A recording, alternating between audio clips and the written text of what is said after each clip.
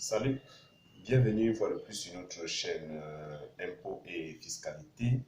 Aujourd'hui, nous allons traiter de la diligence d'un contrôle de la CNPS. Comment diligenter un contrôle de la CNPS? Déjà, qu'est-ce que c'est le contrôle? Nous allons vous le dire dans cette vidéo. Euh, Quel est le document qui vous informe du passage des contrôleurs de la CNPS? Comment vous devez préparer les documents pour recevoir les inspecteurs des impôts? Et lorsque les inspecteurs viendront, comment vous entretenir avec eux durant leur séjour dans votre entreprise en contrôle? Alors, premièrement, qu'est-ce qu'un contrôle de la CNPS? Un contrôle de la CNPS, c'est une opération à travers laquelle les contrôleurs de la Caisse nationale de prévoyance sociale, entendez bien CNPS et Caisse nationale de prévoyance sociale, interviennent dans votre entreprise à un certain moment donné pour contrôler l'effectivité de la déclaration des salaires du personnel que vous employez et bien évidemment se rassurer que vous avez payé les cotisations correspondantes. Les cotisations correspondantes doivent être réparties en deux, naturellement, une part qui revient à la charge de l'employeur et une autre part qui est à la charge de l'employé.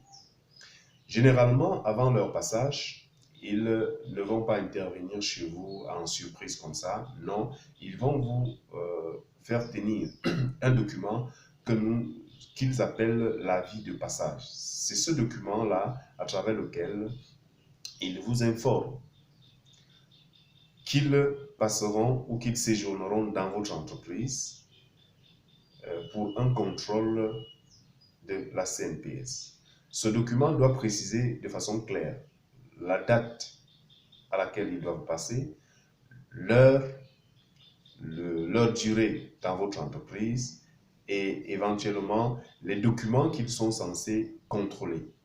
En d'autres termes, les documents que vous êtes censés mettre à leur disposition pour leur travail dans votre entreprise.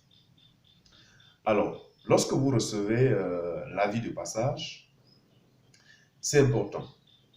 Déjà, si vous avez un conseil fiscal et social, il est important de lui tenir ce document rapidement pour qu'il prenne les dispositions adéquates pour accueillir les contrôleurs. Bon, maintenant, si vous n'avez pas de conseil, la meilleure recommandation que je vous ferai ici, c'est de vous rapprocher d'un conseil. Bon, vous pouvez également, si vous tenez bien vos documents en rapport avec la gestion du personnel et le traitement des salaires, vous pouvez vous amuser à diligenter le contrôle vous-même, mais avec bien des risques. Parce que dans une de nos vidéos, nous avons fait savoir l'intérêt d'utiliser un conseil fiscal et social. Tout simplement parce que lors du contrôle, vous pouvez tenir à ces contrôleurs des informations qui peuvent être compromettantes pour vous. Ce qu'un conseil ne le fera jamais. Il connaît les informations qu'il peut donner à la CNPS, il connaît les conséquences de toute information qu'il peut, mettre à la disposition des contrôleurs. Donc, la meilleure recommandation, c'est de solliciter un conseil.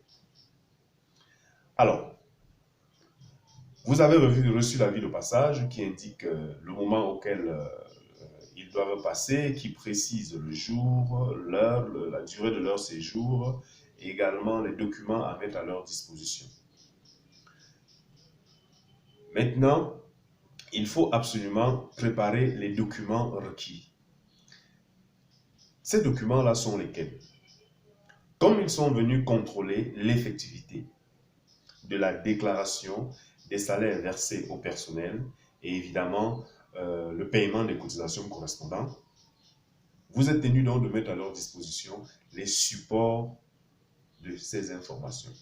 À savoir, nous aurons le livre de paie, qui est un document dans lequel vous ressortez C'est en fait, si vous voulez, l'état général de salaire. Vous ressortez le nom, le nombre de personnel que vous employez, leur nom distinctement, les salaires perçus, les retenues sociales, c'est-à-dire pour la CNP, les retenues fiscales, ce qui va aux impôts, les indemnités, les avantages, ainsi de suite, et à la fin, le salaire net. Ça, c'est le livre de paye. Ce document, vous devez également l'apprêter.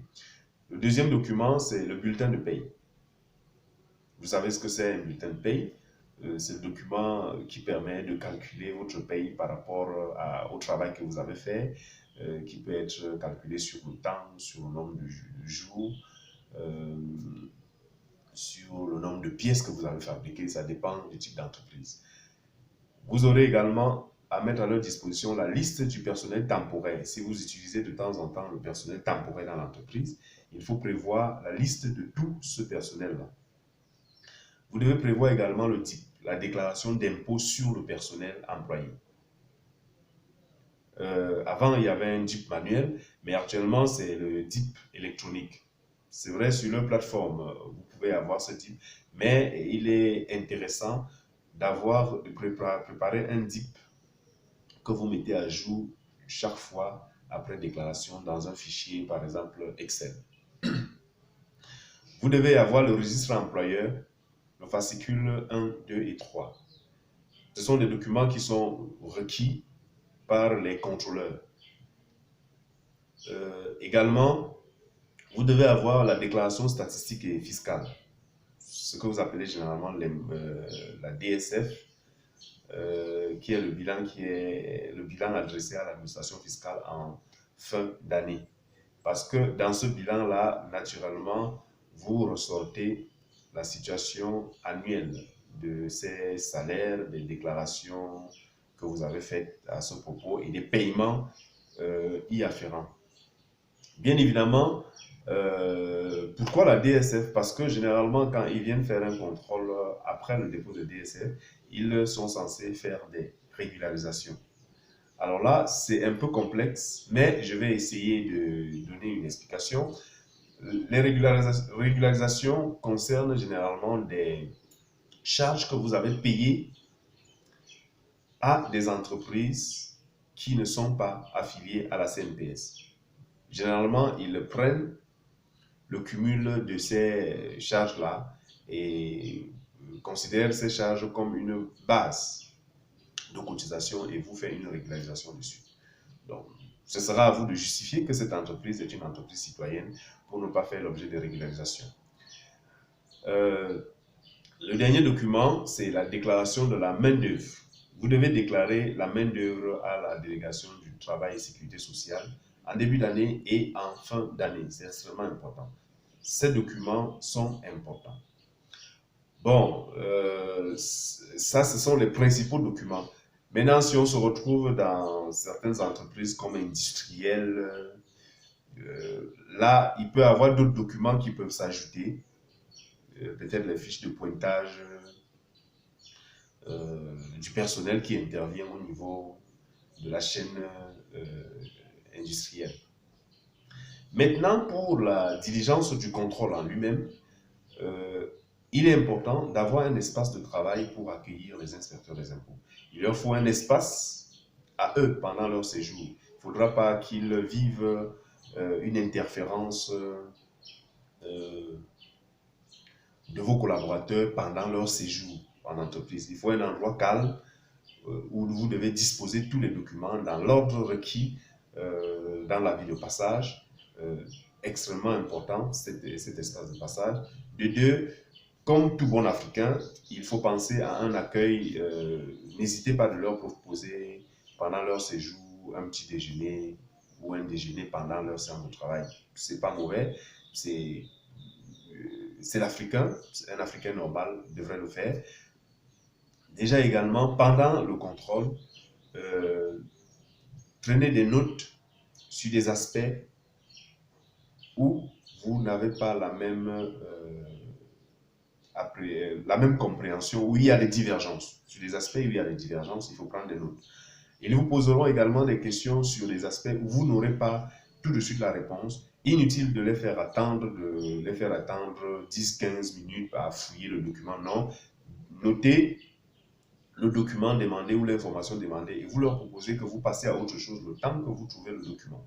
C'est vraiment poli ainsi que de faire attendre les inspecteurs ou les contrôleurs à fouiller un document éternellement pour un long moment. Généralement, à la fin du contrôle, il faut trouver un moyen pour vous accorder sur les chefs de redressement. J'entends ici chefs de redressement, les points sur lesquels vous n'avez pas eu une convergence d'idées et dont vous vous êtes accordé, si vous voulez, pour corriger les manquements de votre déclaration, les manquements qui vont être mentionnés dans l'avis de mise en recouvrement que vous payerez. Donc, il faut absolument noter, et lorsque vous êtes d'accord, naturellement, ils vous feront tenir quelques jours après un rapport de contrôle suivi de l'avis de mise en recouvrement que vous allez bien évidemment prendre connaissance et signer. Alors voilà, nous avons fait le tour de ce qui était prévu dans le cadre de cette vidéo, comment diligenter un contrôle de la CNPS. Naturellement, on peut ne pas parler de tout ici, ça c'est de façon sommaire. Vous pouvez poser des questions dans les commentaires, des questions de compréhension pour nous amener à revenir plus en détail sur le sujet. Et également, abonnez-vous sur notre groupe Facebook et sur la chaîne en cliquant en bas de cette vidéo ou sur la cloche de notification pour recevoir régulièrement nos conseils en fiscalité et sur tout ce qui concerne l'impôt. Je suis Emmanuel Zeu, votre coach en fiscalité.